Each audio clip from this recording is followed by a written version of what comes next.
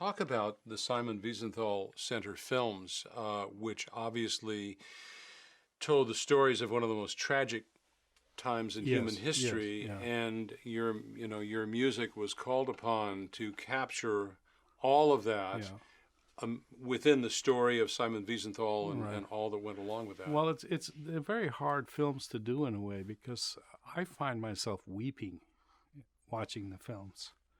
It's very upsetting. Sometimes I can't write because I'm just too upset. So I had to calm myself down and try to say, but it's hard to see things the way people have treated each other, and then you're trying to score that, and say something about that. It's a very difficult thing, but it has to be done. Somebody has to tell these stories because they'll go away, they'll be forgotten, and it's an amazing thing. They've done some great films. I'm very proud of that collaboration.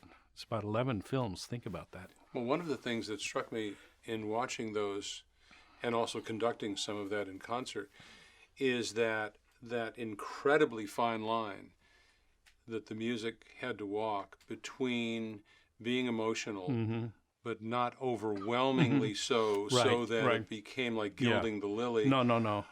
And that you didn't get in the way of the human story being told. Right. You have to walk a very fine line, and I think in that sense, a classical background is very helpful in that, in terms of finding a balance. The balance is very key. You don't want to overplay your hand, so to speak, but yet you want to be emotional. But at the same time, you got to keep a sense of what the film is about and what the story is being told. It's a balancing act. It really is.